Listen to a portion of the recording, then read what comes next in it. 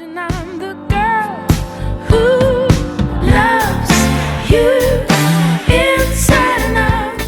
Hey girl, how you doing? As promised, I'm going to send you that scone recipe in video log format. This is far more fun for both of us, I think.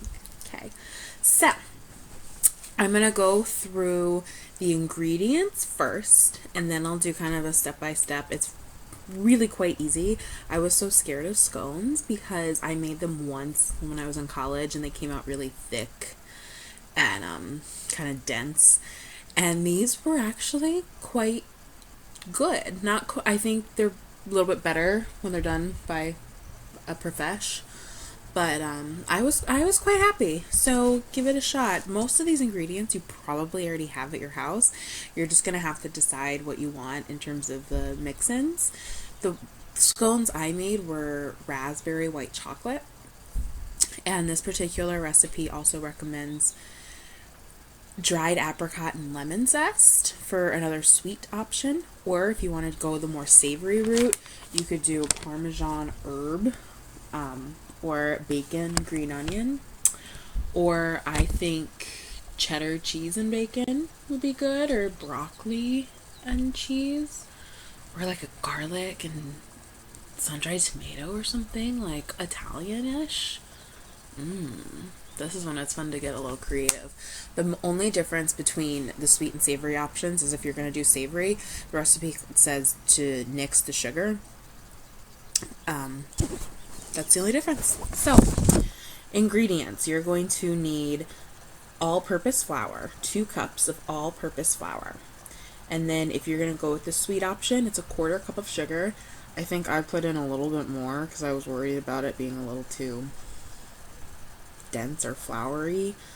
And then 2.5 teaspoons of baking powder and 1/4 teaspoon of salt.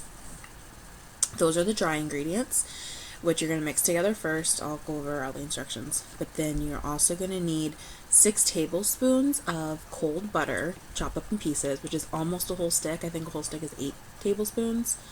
So you'll need 6 tablespoons of cold butter. And then 1/2 cup of whole milk. I didn't have any whole milk, so I think I used 1% or skim. And obviously they tasted just fine, so the recipe calls for 1/2 cup of whole milk and 1 large egg.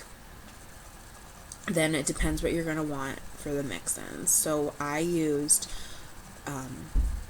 6 ounces, which is kind of the square flat package of raspberries, fresh raspberries. Then I got a bag of just Nestle white chocolate chips. And I kind of just eyeballed it with the chocolate chips. I kind of just poured in what... First of all, the recipe doesn't even call for chocolate chips in the batter, but I went crazy and I added some in the batter, and then I melted some and kind of drizzled on top. So that's really where the only bit of the white chocolate comes from otherwise. So, active time, 15 minutes prep. It was crazy. So you're going to preheat the oven to 400 degrees. And then line a medium cookie sheet with parchment paper. So that's your the first step. 400 degrees and parchment paper on a cookie sheet. Then in a food processor, I used my Ninja attachment on the blender. So you're going to combine all the dry ingredients first. So that's 2 cups of flour, 1/4 cup of sugar, 2.5 teaspoons of baking powder, and 1/4 teaspoon of salt. So just a little bit. So blend that up, your dry ingredients, and you're going to add the butter. I kind of added a bit at a time. I had 6 tablespoons, and then added just a little square at a time. And then you're going to blend it and pulse it until coarse crumbs form throughout. So you're not going to really get it's not going to be a really like gooey doughy consistency yet. You're just going to kind of mix up the dry ingredients until the butter starts to clump up a little bit. Then you take that mixture and put it into a larger bowl, and then I make a well in the middle of it, so I kind of just pat it in, make a little dent in there, and then that's where you add the half a cup of milk and a large egg, and then you add in your mix-in. So for my mix-ins, it was the raspberries, actually a teaspoon of vanilla also, and then I kind of eyeballed some white chocolate chips, rubber spatula, stir in the liquid mixture, kind of incorporate it into the drier ingredients until combined. Then I kneaded the dough until it kind of came together, and then once it was a little bit more doughy, I moved the dough from the large bowl to the cookie sheet, and then kind of patted it into a rectangle. Technically it's supposed to be 8 by 4 inches, and I happen to have a tape measure handy, and I measured it, and that's basically, when I spread it out to what I deemed appropriate, that's basically what it was, 8 by 4. Then it says to cut into 6 rectangles. I found that it was easier to use a plastic knife if you have a plastic knife hanging around, because otherwise it just kind of gets stuck. Still, it's pretty sticky.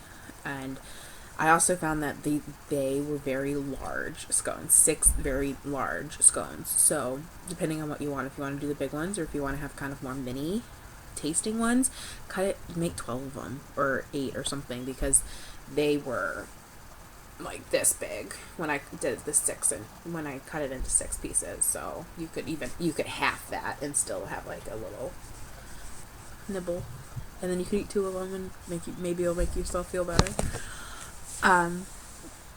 So then I had them on the cookie sheet, baked them in the oven 20 to 22 minutes until golden brown on the edges.